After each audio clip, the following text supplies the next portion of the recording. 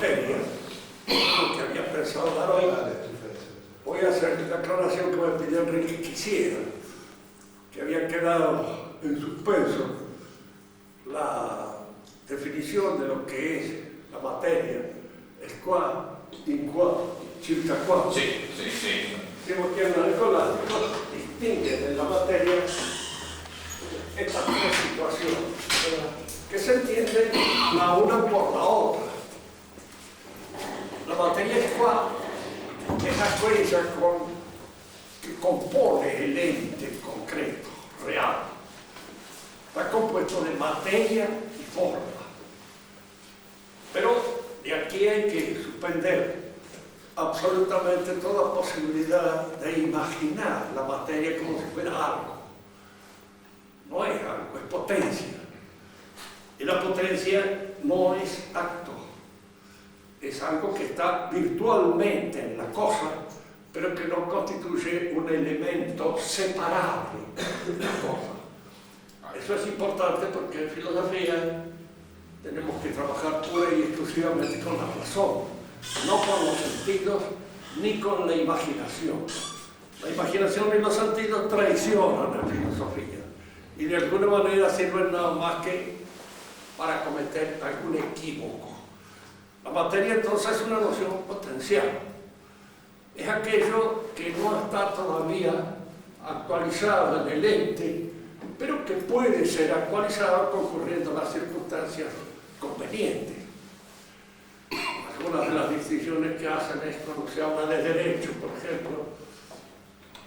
Muchos derechos se tienen puramente en potencia, porque no han sido actualizados y no se han adquirido en el transcurso de este desarrollo perfectivo que el hombre realiza en el seno de la sociedad. La materia en cual, en cambio, es aquella en la cual se trata ya de un ente, en la cual recibe una información. Por ejemplo, cada uno de nosotros está disponible para comprender, entender o saber ciertas cosas. Esa disponibilidad del espíritu para comprender es materia.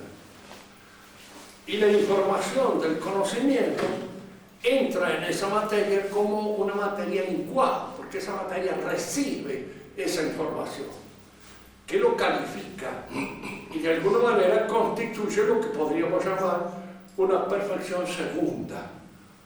Porque la perfección del hombre está dada por su naturaleza, y aquello que adquiere en el curso de su formación, en el curso de su trabajo perfectivo, esas constituyen cualidades, accidentes, segundos, que vienen a añadirse a lo que él es.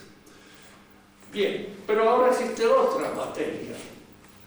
Nosotros en el uso cotidiano muchas veces nos preguntamos a alguien: ¿qué materia estás estudiando? Aquí, en la materia, estudio esto. Y a esa materia se la llama, entre los escolásticos, materia circa qua, acerca de la cual. Supongamos un caso, en la acción justa, en el orden de la justicia, el derecho del otro es una materia circa qua, porque es algo acerca de lo cual el acto justo se realiza, dándole a este el derecho que le corresponde. Entonces, es materia, pero no es ni es qua ni in qua. Y por eso a esa materia que está, diríamos, ofrecida a una disposición de las facultades humanas, se le llama materia circa qua. Lo que a mí me interesaba más que nada era que ustedes vieran que la noción de materia no es una noción simple. Nosotros a veces la simplificamos por esa tendencia que tenemos a cosificar las cosas y a verlas como cosas.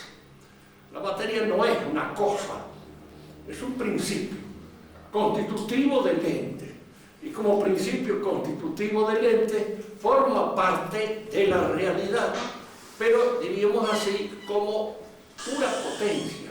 Y la pura potencia sola no se puede conocer como tal. Siempre hay que conocerla en algo que esté en acto. Este hombre tiene capacidad para hacer tal cosa.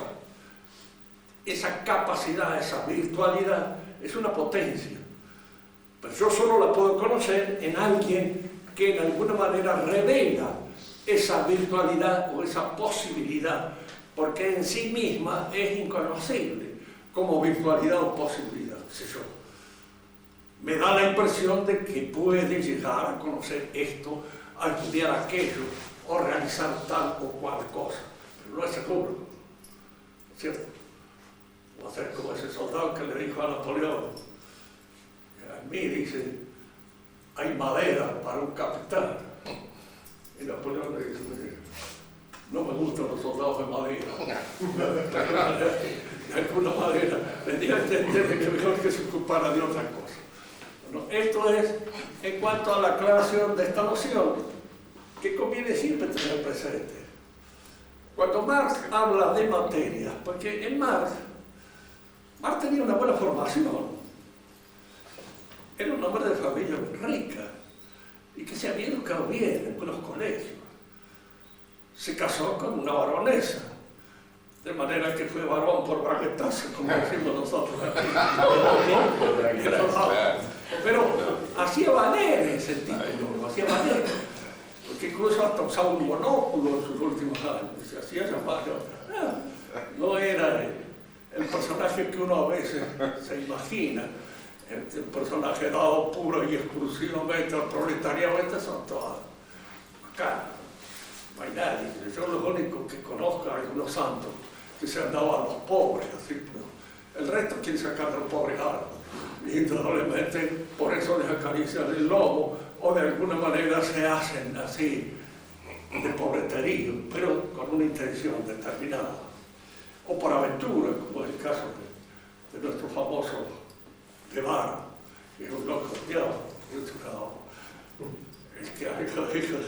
el Che Guevara, sí, que ha estado en la prensa hace poco, y todo el mundo consultaba, y acá, ¿cuál diga más disparate con respecto a lo que era? El único que dijo algo cierto fue Aguinaldo. Cuando dijo, mire, dice, su versión frustrado. En realidad es eso. Es que lo conocía muy bien el Castro y lo mandaron que lo mataron, porque quería sacárselo de encima.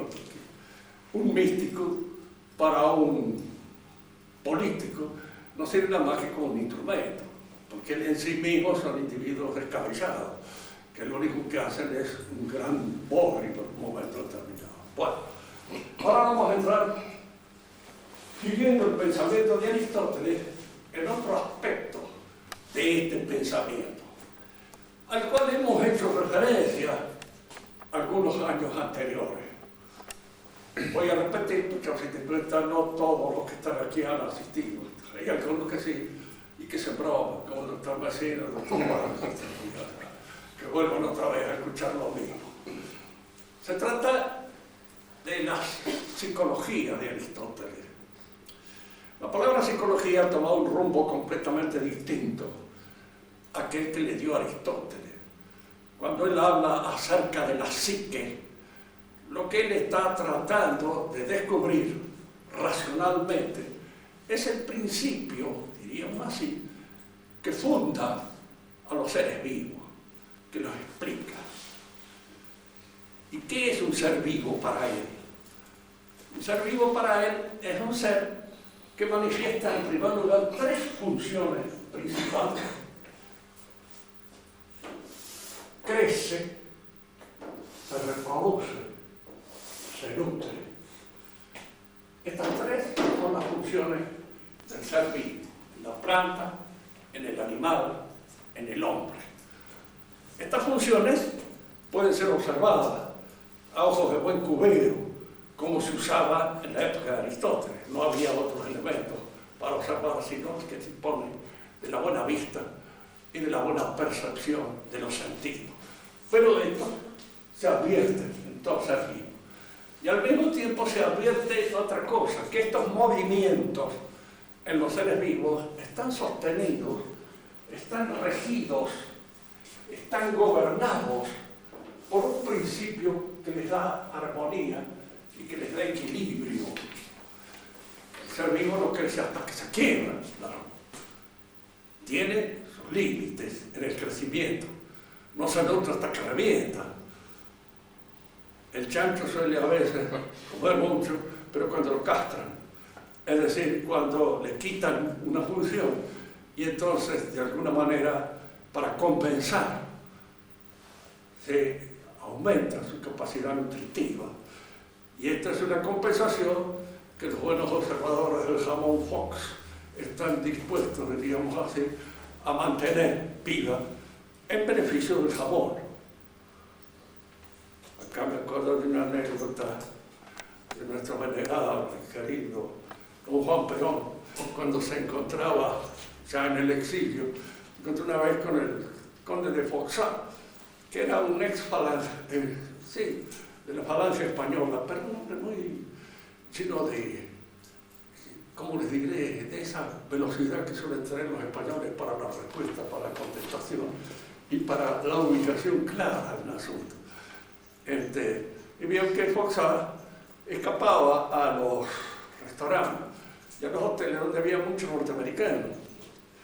Y entonces le dice, pero veo que usted no quiere mucho a los norteamericanos. No, dice Foxá, no demasiado. Dice, pero ¿tiene los dólares? Sí, dice, está bien. Los chanchos tienen jamones. Dice, pero no por eso como con los chanchos. Dice, era la respuesta que él le daba. Tiene jamón, como el jamón, pero con eso no estaría contando. Bien. Decimos entonces que acá se induce, a partir de estas observaciones, la presencia de un principio que da orden, equilibrio, armonía a todas esas funciones. En los vegetales, este principio está con toda su plenitud. Se crecen, se nutren y se reproducen. Ahora, la reproducción, el crecimiento y la nutrición del vegetal está formalmente bien realizada. Se dice que una cosa puede estar en otra de tres maneras. Formalmente, con aquella plenitud de naturaleza que le corresponde.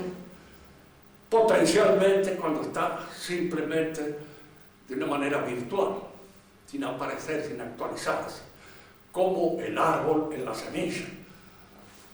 Y eminentemente cuando está sostenida por un principio que intrínsecamente la perfecciona, le da un contenido especial, como por ejemplo, digamos, un bisturí en mis manos estaría formalmente, es un bisturí, pero en las manos de un buen cirujano está eminentemente, porque está perfeccionado por su hábito artístico, por su hábito científico, que le permite utilizarlo de una manera mucho más perfecta que aquella con que lo podría utilizar uno de nosotros, que no son cirujanos.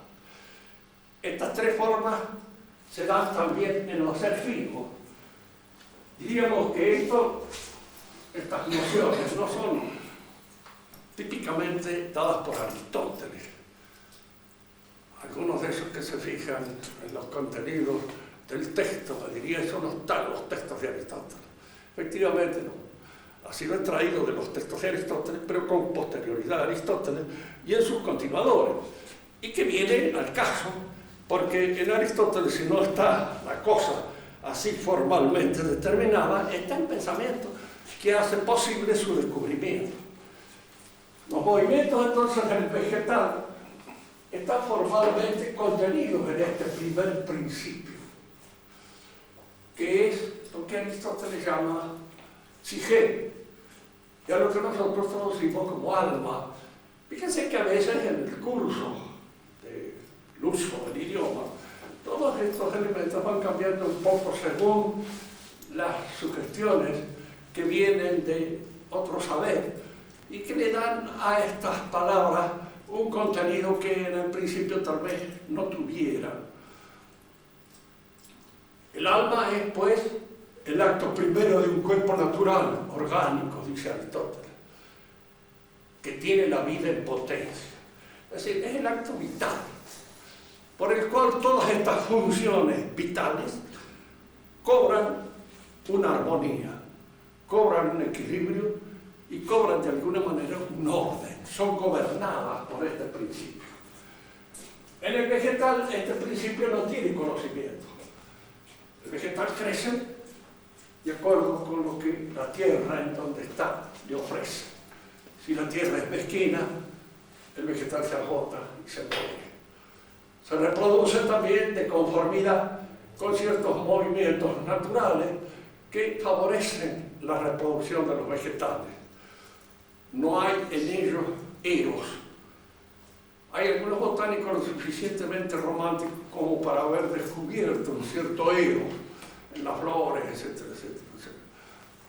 Si ese eros entra en nuestro propio erotismo o es un eros del vegetal, yo no sabría, no tengo autoridad para decirlo, pero me parece que entra en el nuestro, nada más. Somos nosotros los que ofrecemos flores, a veces con un sentido galante, pero no suelen ser los vegetales que tienen flores, porque las tienen, y nada más.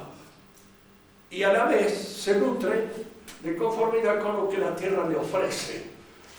Crece de conformidad, tanto que podemos decir, un vegetal es tanto más perfecto cuanto mejor desarrollado está en la plenitud de sus exigencias naturales.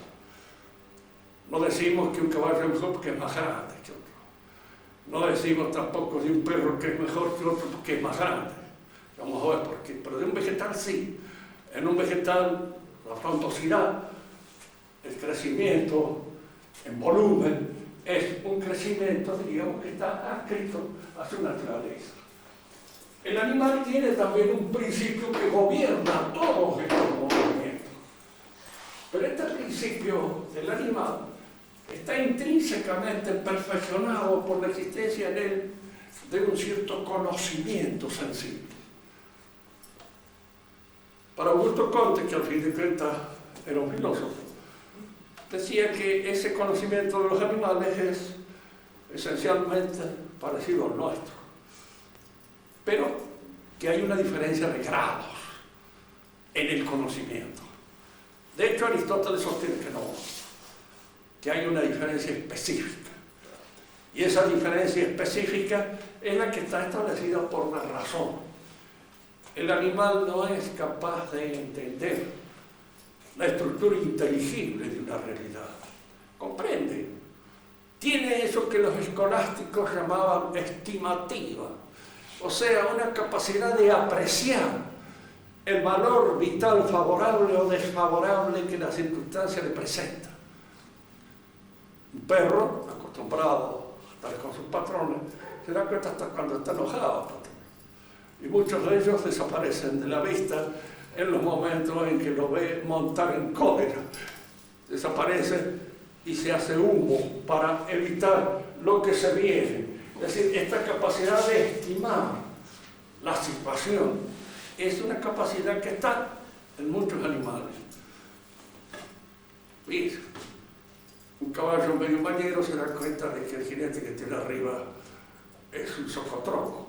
Y en alguna medida, diríamos así, de acuerdo con esa apreciación, obra. Y muchas veces sí, bueno, a veces le mezquina ciertas cosas sabiendo que no maneja bien, que no es un jinete en el sentido cabal del término. Y esto lo aprecia. ¿Por qué? Según decía mi sargento en caballería, donde hice el servicio militar, hay dos tipos de jinetes, el papa blando y el papa duro, decía él. El papa blando es aquel que se acomoda al movimiento del animal. Y el papa duro es el que rebota. Y el que va rebotando arriba es el que precisamente produce esa situación de desacomodo en la cual el animal pronto se da cuenta. Hay algunos que son papaduras porque es así su constitución corpórea, son muy duros. Y de alguna manera rebotan por esa dureza muscular, se constituyen modos. Mi padre se me crió en el campo, nunca andaba a caballo, andaba en surque, porque pues andar a caballo era demasiado duro. Y entonces rebotaba, nunca le gustó andar a caballo, siempre andaba. Nosotros nos preguntábamos nosotros. Y él avanzaba los caballos de sulky, pero los llevaban al troce del sur. Bien, el animal tiene entonces una estimativa y todos estos movimientos se producen en el animal con un cierto conocimiento. El crecimiento del animal, su perfeccionamiento, no es solamente físico, hay un adiestramiento en aquello que constituye su particularidad, si es cazador, si es corredor, si es depredador, etcétera, etcétera. Hay una cierta capacidad de adquirir mejor esa destreza por medio, diríamos, de la enseñanza que recibe de los animales superiores. Esto en el vegetal no se da, pero en el animal sí se da un adiestramiento. Y este adiestramiento es el que lo va haciendo más hábil para adquirir ciertas capacidades, ciertos valores que le permiten manejarse mejor en el contorno físico en el cual se mueve. Fíjense que a veces este contorno físico que él domina suele ser a veces inmenso. Piensen ustedes en el mundo de las golondrinas, cómo van de un punto a otro y cómo se guían, cómo se manejan. Mi conocimiento en materia de aves y de otras especies es bastante, diríamos así, pobre. De manera que no entro en estas consideraciones, no sé cómo. Sé que existe eso y que existe esa particularidad. Como dice Martín Fierro, el burro nunca olvidan de comer. Y de algún modo saben dónde pueden ir a buscar su comida. Y cuando faltan un lugar, la buscan en otro. Y diríamos así que en el orden de la reproducción aparece ya en el animal un cierto eros, una cierta predilección que a veces alcanza, diríamos así, cierta forma bastante conmovedora, sobre todo en las aves. Y en los otros animales, no tanto. Yo les hablaba a ustedes, porque era lo que más o menos conocía, como en los yeguarizos criados en manada hay una poligamia limitada. No admiten yeguas que le traigan de afuera, de ninguna manera. Tienen las suyas, son estas, y nada más. Y a estas se dedican. No les puede parecer raro, porque los mismos yeguarizos criados en una cabaña, esos no tienen límites de ningún género. Están dispuestos siempre, diríamos, a saber cualquier yegua que le traiga, de dónde venga, pero no la limitan. Pero el que está criado en manada sí, la limita, y la limita instintivamente. De manera que hay en ellos lo que podríamos apreciar nosotros como un principio de eros, como una preferencia. En otros animales no hay, o no se nota de la misma manera. Los leones dicen que son monógamos, dicen. Yo no sé, porque no los he visto nada más que en jaula, que nunca he visto a ningún león en la realidad, pero así dicen. Estas preferencias se dan en ciertos animales, entonces hay una limitación del instinto sexual que está, diríamos así, provista por su eros particular. En la nutrición lo mismo, el animal busca su alimento. Y si no lo encuentra acá, lo encontrará en otro lado, lo va buscando. Y lo busca con un cierto conocimiento puramente instintivo, olfativo, visual. Son los sentidos que intervienen en la captación de aquellos lugares que le resultan más o menos propicios. Busca el agua. Hay animales, incluso a veces caballos ciegos, que saben ir al agua. ¿Por qué medio? No sé, pero saben ir al agua y se acostumbran a ir a determinados lugares, sea por el olfato, por lo que fuere. O hay alguna comunicación entre ellos, no sabría decirlo. Todos estos movimientos están entonces gobernados por la psique, por el principio vital, que Aristóteles llamaba el alma. Y en el ser humano, todos estos movimientos también están en él inscritos. Y esa inscripción sufre la influencia, sea hipertrófica o sea, perfectiva o perfeccionante del alma espiritual, de la espiritualidad. El hombre no crece como los animales, solo en el adiestramiento. Se adiestra en ciertas cosas por las cuales nos adiestramos. Nos adiestramos para correr, nos adiestramos para saltar, nos adiestramos para hacer una serie de ejercicios que dependen de su adiestramiento. Pero al mismo tiempo en el hombre está la educación, el crecimiento, diríamos así, de su intelecto, de su saber, que es siempre un saber dialógico. Hoy se usa mucho decir el diálogo, que acá, pero la naturaleza de la razón humana es dialógica. El hombre aprende a razonar gracias al idioma, y el idioma es un sistema de signos arbitrados por un grupo humano determinado que habla español, que habla francés, que habla italiano, etc.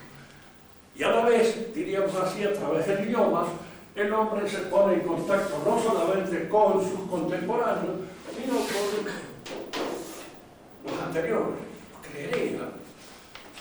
Ahora hablamos con Aristóteles en este momento y estamos en contacto con él a través precisamente de nuestro idioma, que es un idioma que ha heredado los elementos constitutivos del griego y del latín. Así que esto es importante, porque algunos creen que cualquier idioma vale más que otro. Esta conversación no la podríamos tener en guaraní con toda seguridad. ¿Por qué? Porque le faltan los recursos verbales. ¿Y por qué le faltan los recursos? Porque no se han adiestrado en el uso de cierta ciencia, de ciertas reflexiones de carácter filosófico, de carácter científico, que es lo que le permite ensanchar el campo de su idioma. Un individuo acostumbrado a ser choza, vos no podría hablar de cómo se hace arquitectura un templo. ¿Por qué? Porque carece de los elementos, no conoce una serie de cosas técnicas que entran, diríamos así, en la conversación del arquitecto, o del médico, o del abogado, o de cualquier otra persona. Nosotros heredamos del griego su filosofía, y ese entrenamiento en la filosofía. Cosa que cuando uno se refiere a la ciencia vieja, ¿por qué el cristianismo no usó como lenguaje al lenguaje hebreo? Y la respuesta es que los hebreos constituían una sociedad muy reducida, muy chica, y tenían un idioma, digamos así, folclórico. Julio Campa decía que él usaba el gallego para hablar con las gallinas, con los amigos y con algunos de los vecinos. Cuando quería hablar de algo más, usaba el castellano. ¿Por qué? Por la experiencia, no porque fuera este idioma, porque los gallegos fueran incapaces, no. Los gallegos aprenden a hablar el castellano y se ponen también como cualquier otro. Pero hay que tener el lenguaje que en alguna manera trae íncito en su interior toda aquella experiencia secular y histórica que nace de un lenguaje históricamente condicionado por tantos siglos de reflexión y de experiencia. Fundamental eso, porque a veces nosotros nos encontramos en nuestra vida diaria con algunos gente que no ha pensado nunca seriamente en nada, que le hablan a ustedes y por qué los idiomas nativos de acá han sido rechazados y no se los toman en consideración. Uno dice, mire, en España pasó lo mismo, en Francia pasó lo mismo. Desapareció el ibérico y se adoptó el latín. ¿Por qué? Porque era mejor, simplemente porque era más vasto, porque ensanchaba el horizonte del saber. En Francia también desaparecieron los idiomas gálicos y se adhirió al romano, latín, no porque esto le pusieron una patada, sino porque los otros mismos se dieron cuenta de que estaban utilizando un vehículo mucho más apropiado para la comunicación y porque traía consigo toda una experiencia que ellos no tenían en su hábitat. No la podían tener, la adquirieron de los otros. Porque uno ve, les dice, la conquista española que acabó con todas esas cosas. Muchas de esas desaparecieron solo en su comparación con lo que venía, que era mucho mejor, superior. Y no, hubieran seguido lo suyo. Hay en el idioma entonces todas estas conexiones que permiten un mayor desarrollo de la inteligencia humana. ¿De quién decimos que es un hombre del mundo? Aquel que tiene conocimiento, y aquel que tiene saber, y aquel que tiene el acceso a una serie de conocimientos que les permite, diríamos así, conseguir mejor su situación en el cosmos y en el mundo. Y esto constituye lo que es propio del desarrollo humano. Entonces podríamos decir, sí, tranquilamente, que el hombre no crece ni como los vegetales, ni como los animales. Crece como hombre. Y este crecimiento del hombre significa no solo el adiestramiento, sino también la educación y la posibilidad de su desarrollo espiritual. Todo esto entra dentro del conocimiento. Fíjense que educar no es lo mismo que adiestrar. Se adiestra uno en una técnica y se educa uno cuando de alguna manera uno entra en contacto con la perfección de un universo. ¿Por qué hay tanto interés en la época actual en reducir el campo dentro del cual se perfecciona y se realiza la inteligencia humana? Se nos poda de Dios, se nos poda de toda una concepción del orden sobrenatural enseñada por nuestra religión, todo esto se nos poda y se nos va reduciendo el horizonte. ¿Por qué? Porque hay una intención de dominar al hombre. Y dominar al hombre significa, en primer lugar, reducirlo. Cuanto más reducido es el mundo del hombre, cuanto más reducido es su carácter, más fácil de manejar a través de los medios de comunicación, que es lo que transmiten lo que se da a llamar, en Francia, se llama el pensamiento imbécil. El pensamiento imbécil es el que es transmitido por los diarios y que de alguna manera conforma esa mentalidad propia del hombre moderno que no puede salir de la enclaustración de todo aquello que recibe a través de los medios de comunicación masiva. Entonces el hombre crece de una manera distinta y este crecimiento puede ser más amplio o menos amplio. Y muchas veces me decía, bueno, a ustedes el dogma les circunscribe el mundo en el cual viven.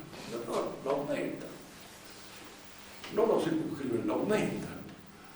Porque es el mismo mundo natural en el que vive usted, pero que está ensanchado por el descubrimiento, el descorrer de un velo que nos permite ver más allá de lo natural, lo sobrenatural. De manera que no es una venda en los ojos, sino diría yo, es un anteojo que nos permite ver un poco mejor la realidad tan circunscrita en la cual ustedes están encerrados, enclaustrados. ¿Por qué razón? Bueno, eso depende. Crecimiento entonces en el hombre es distinto. La nutrición también es distinta. El hombre se nutre con cualquier animal, ¿no? Fíjense que no, que exige una serie de circunstancias impuestas por su espíritu. O comemos con un cierto esteticismo, tanto que para insultar al hombre se come como un animal. Sí, comemos todos como animales, no bueno, pero quiere decir que no atiende los modos, la modalidad, estos elementos artísticos que entran en la composición del acto y que están exigidos por la naturaleza. Si uno se preguntara por qué el hombre anda vestido, por razón del clima, podría ser. Hay climas en los cuales se puede andar más desnudos que en otros, pero el hombre se viste por una razón espiritual. Tanto es así que lo que descubre son los elementos más espirituales de su realidad físico-corporal, el rostro, las manos, y eso es lo que se descubre. Y en cierto modo es a través del rostro, de las manos, como nosotros conocemos a la gente. Muchas veces así en la relación con los alumnos, por eso a veces cuando las muchachas descubren demasiado, ellos después, si las aprecian por aquello que descubren, nada más, no se equivocan, que son los que ustedes muestran. Muestran más que aquello en lo cual emerge la espiritualidad del hombre. Y la ropa tiende, en alguna medida, a descubrir esa situación puramente espiritual del ser humano. En el acto de comer lo mismo. El acto de comer fue siempre, aún en las sociedades más primitivas, un acto religioso. Fíjense que incluso cuando nosotros hablamos del Nuevo Testamento y se nos habla del nuevo sacrificio, porque el sacrificio antiguo era la ingestión de las cosas naturales para incorporarlas a la realidad humana. Y en esa incorporación del alimento a la realidad humana, concebían como un acto religioso. ¿Por qué? Porque eso que era naturaleza, eso que era en alguna medida puramente materia, al incorporarse a nosotros, adquiere la virtualidad del espíritu. Se hace espíritu, se transfigura, se convierte en algo espiritual. Y entonces eso es un ascenso, porque el sacrificio tiene sentido cuando implica un ascenso. Si no es inútil. No podría decir, yo voy a cometer un acto de sacrificio, voy a cortar el dedo, este punto. Un acto estúpido, sin ningún sentido, nada más. Yo considero, y muchas veces la Iglesia también rechaza todas esas penitencias un poco idiotas, a las cuales suelen estar alguna gente inclinada. No tienen ningún sentido. O son algo que sirve para la transfiguración. Me sacrifico para ayudar a este, me sacrifico para acá. Sí tiene sentido, pero un sacrificio al puro cohete es absolutamente imbécil, no tiene sentido. En el sacrificio antiguo el alimento pasaba al incorporarse al hombre y se transfiguraba en algo propio del espíritu humano. Ese es el sacrificio antiguo. Ya vamos a ver esto en la configuración del mundo cristiano cómo cambia. Es Dios el que se ofrece el sacrificio y el que en vez de subir hacia nosotros nos hace subir hacia Él y nos lleva a esa transfiguración en el cuerpo de Cristo. Esto es el cuerpo de Cristo, nos dicen la Biblia. Y al decir que esto es el cuerpo de Cristo, quiere decir este es el nuevo alimento con el cual nosotros entramos ahora en posesión de la realidad que nos cristifica de alguna manera. Y algunos pensarán, pero dígame, usted se cree que está crucificado en algún modo porque comulga. Bueno, en algún modo debe ser. No mucho, porque las posibilidades de adhesión mías son bastante escasas, pero de alguna manera, diríamos, aquel que da más, recibe más. El hombre no se siente de otra manera que el animal. Todas esas exigencias espirituales en torno al acto de comer son exigencias impuestas por el espíritu. Y en la reproducción humana sucede lo mismo. Fíjense ustedes cómo aquí el espíritu interviene en los instintos sexuales para enaltecer, para elevar, para hacer, por ejemplo, de la relación del hombre y la mujer un ideal de monogamia. El hombre no es monógamo por naturaleza, ni polígamo, lo es por decisión, lo es en alguna manera porque así ha resuelto ser en la absoluta libertad. Y a la vez el espíritu puede intervenir en la sexualidad como puede intervenir en la nutrición, diríamos exagerando, convirtiéndolo en un comilón o convirtiéndolo en un Don Juan, que es un individuo que está obsesionado por una especie de espejismo ilusorio. ¿Por qué? Lo que no encuentra en esta mujer lo va a encontrar en la otra que va a perseguir, porque siempre va persiguiendo la otra. ¿Por qué? Porque es otra. Y en cierto modo porque la otra abre a su imaginación no sé qué posibilidades inéditas que luego no se encuentran. ¿Por qué? Porque inmediatamente cambia y va buscando otra. Y ese es el espejismo que sigue Don Juan. Es el espejismo de la ilusión de una mujer que reúna todas las condiciones para llenar su ecuación erótica. Pues él no la encuentra. Y de hecho sigue detrás de eso. Diríamos así, que en el hombre cuando la espiritualidad entra en sus relaciones sexuales, y esta espiritualidad la transforma, la transfigura, la convierte en una cosa superior, de conformidad, diríamos así, con las aspiraciones y la espiritualidad misma de su alma. Toda esta cosa, tanto es así que diríamos que el amor entre el hombre y la mujer cambia mucho en la historia a partir del cristianismo.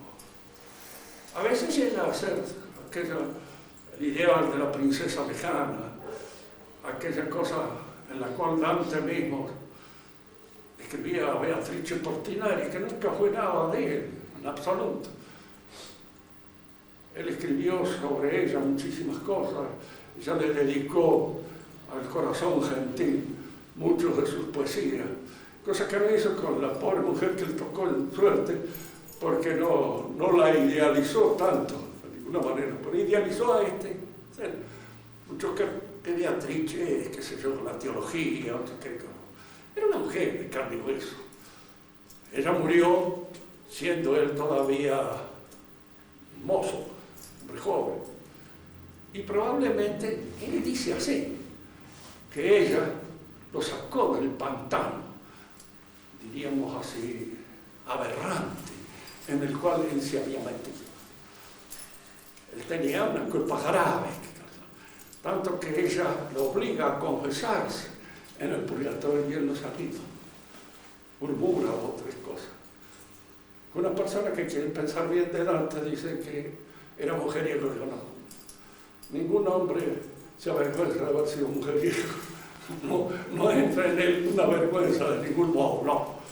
Debe haber sido de la retambuzua. Y eso es lo que lo hacía avergonzar de alguna manera, de haber cometido un pecado de esa naturaleza. Y ese es el pecado que probablemente tenía encima, y del cual él se arrepiente tanto cuando se encuentra en esa selva oscura. Porque en los otros pecados no existe la misma sensación de vergüenza. Al contrario, yo les hablaba de una anécdota también hace poco que indica bien cuál es la mentalidad humana en este sentido. Ese caballero que se confiesa al cura antes de entrar en batalla, no sabe cómo salir. Y le dice el cura, ¿qué pecado cometió todo, padre? Hombre, me dice, me parece demasiado. Me dice, ¿has insultado a tu madre? No, padre. ¿Te has aprovechado de una niña? No, padre. ¿Has robado? No, padre. Bueno, entonces, ¿cómo ves si no has cometido todos los pecados? Bueno, todos los pecados que puede cometer un caballero. Entonces le dice, pues bueno, ¿has andado con mujeres? Sí. ¿Con cuántos? Padres. He venido a acusarme, no a envanecerme.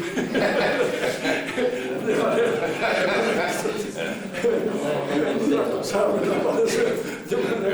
No era cuestión de...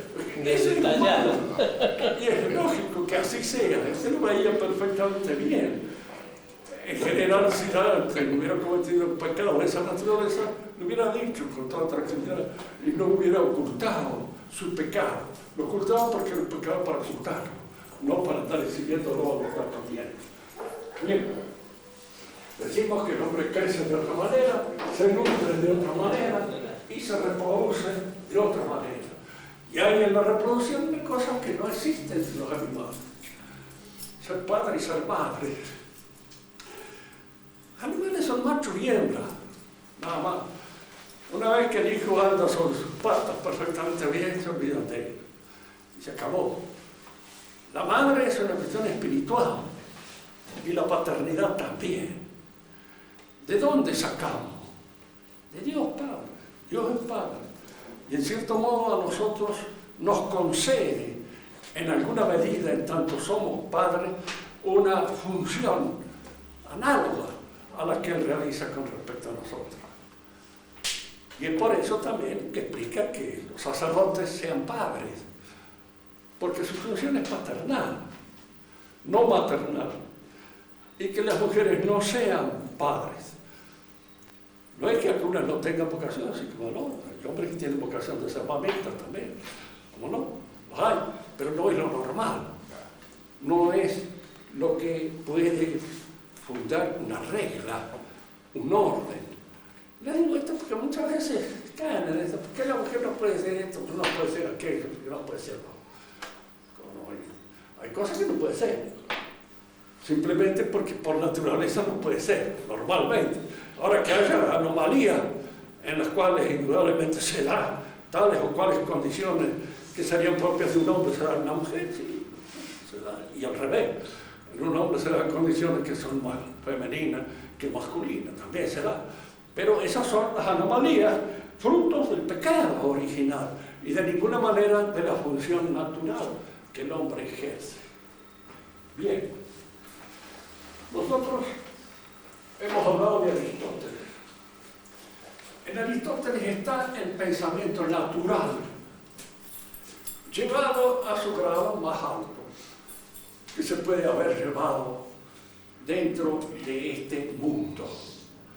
Es en él donde la filosofía adquiere, diríamos así, su esplendor racional, lógico. Aquel esplendor que le corresponde. Y es por eso, de cierto modo, que este maestro de Colliquisano, como dice Dante, maestro de aquellos que saben, entra y se incorpora dentro del contexto de la teología católica como el dedo en el anillo. Está perfectamente bien, con las correcciones que lógicamente corresponden a lo que viene de la revelación, que es lo que vamos a analizar. Desde ahora vamos a iniciar este análisis para poder desarrollarlo con mayor plenitud en otras conversaciones. ¿Qué es lo que la revelación aporta y que en la filosofía aristotélica no está? En primer lugar, la idea de creatio ex nihilo, creación de la nada. Todas las cosas han sido hechas por una convocación de la inteligencia y la voluntad divina, y están sostenidas en la inteligencia y en la voluntad divina, como está sostenida el discurso en aquel que habla, en aquel que enseña, en aquel que de alguna manera está sosteniendo una conversación con su inteligencia y su voluntad. Por eso, al mismo tiempo como el que conversa, el que habla, el que dice un poema, puede corregirlo en el acto en que lo va diciendo, de la misma manera Dios puede a veces hacer correcciones a su creación y provocar un milagro. Digo esto para salir al encuentro a veces de esa concepción que nace con Galileo, de que el mundo es un maquinismo, una especie de, como les diría, es una especie de mecánica. Tiene algo mecánico, puede ser conocido pura y exclusivamente de manera mecánica. Si el mundo fuera un mecanismo, la providencia está de más. Fíjense que ese fue el asunto de la lucha con Galileo. No, el pulso se mueve y tanto eso. Entonces son serias. Se metió en teología. Y en teología traía esta novedad peligrosa. Y se equivocó no solamente en teología, sino que se equivocó también en orden, diríamos, a la concepción puramente mecanicista del universo, que posteriormente cambia. En la cosmología moderna ya Galileo está pasado. Tenía mucho más razón el cardenal Bellarmino cuando decía esa hipótesis puede ser cambiada por cualquier otra. Porque acerca de las apariencias sensibles del universo, muchas pueden ser las hipótesis, sin que ninguna de ellas dé satisfacción completa y total al entendimiento humano. Y esto está en la suma teológica incluso. Lo que pasa es que parece que el principio de la sabiduría moderna está en ignorar todo lo que se pensó durante la época medieval. Empezar por ignorarlo es un principio de sabiduría. Y si ustedes quieren verlo escrito con puño y letra en Descartes, ¿qué es lo que dice Descartes? Hagamos de cuenta que no se nos ha enseñado nada. ¿Podemos hacer de cuenta eso? Indudablemente es una situación absurda. Y él, que era buen matemático, no hizo de cuenta en matemáticas que no había aprendido nunca nada. Siguió manteniendo, digamos, los principios y las reglas de todas aquellas cosas que había aprendido. Es lo que hizo que no había aprendido nada en metafísica. Y lo borró a Aristóteles y borró a todos lados, porque confundió algunas cosas de ellos. Ellos creían que el cristianismo era una especie de física que se derrumbaba. El cristianismo no es la física. Una metafísica sí puede venir, de alguna manera, diríamos, a corroborar ciertas apreciaciones de la revelación católica. Y la primera de ellas es la creación de nada, que es perfectamente aceptable por la razón. Y la segunda de ellas es esta: el hombre ha sido creado para Dios. De otra manera no podemos. ¿Para qué?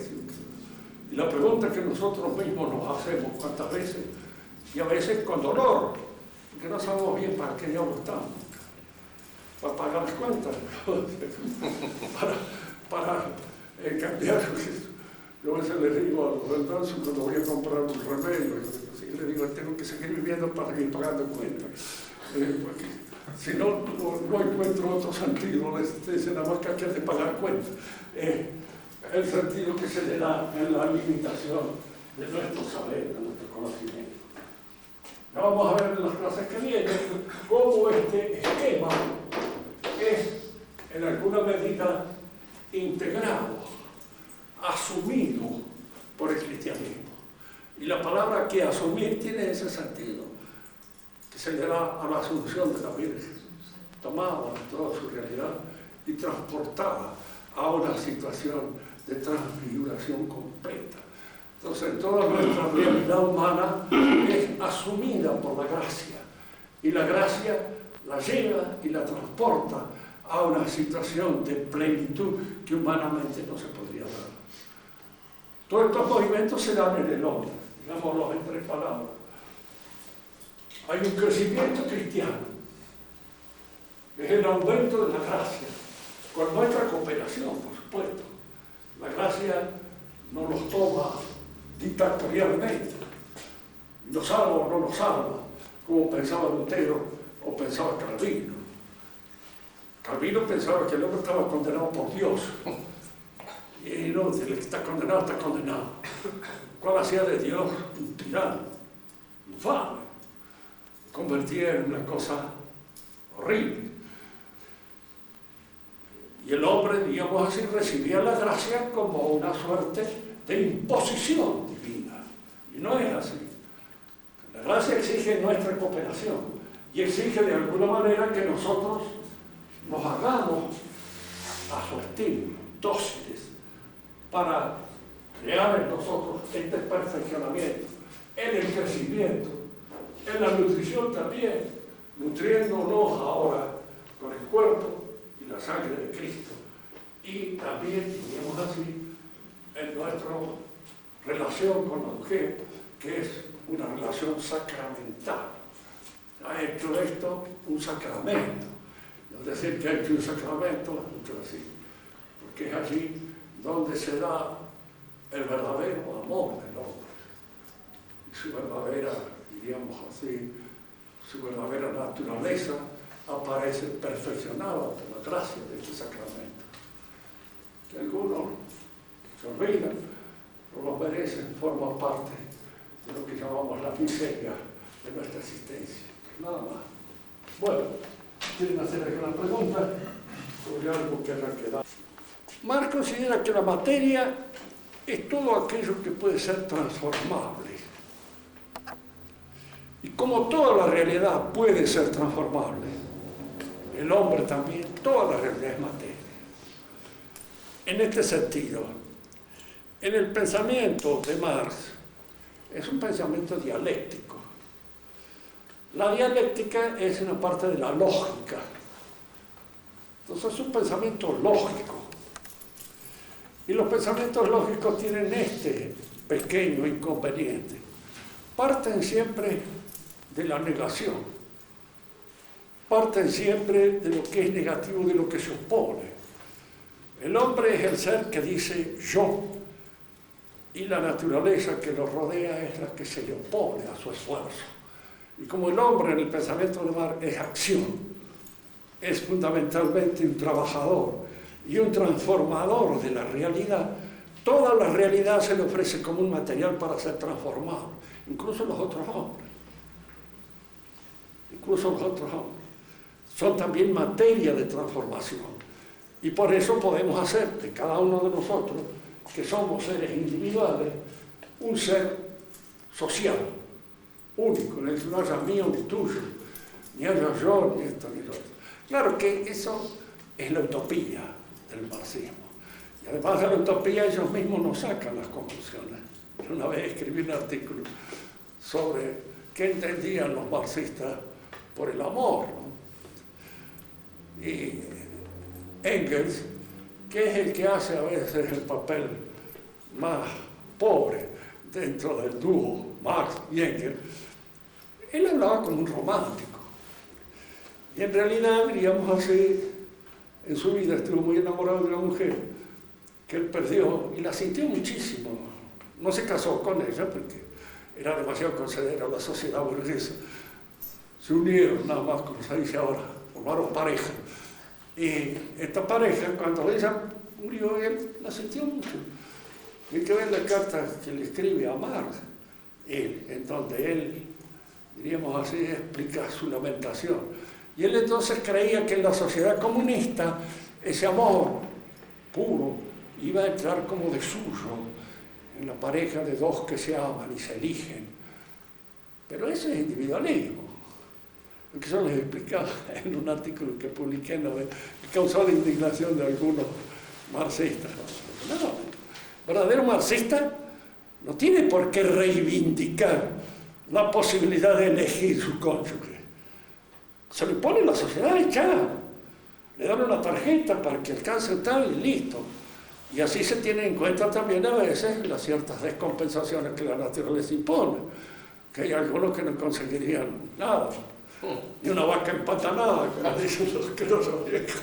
De manera tal, de que mejor que le den una tarjeta y lo obliguen a casarse con fulano o con mengano, y estaría más dentro, diríamos así, de la mentalidad pura y exclusivamente socialista del comunismo. Y no esa otra mentalidad que están reivindicando ustedes con el amor. Eso es burgués, romántico.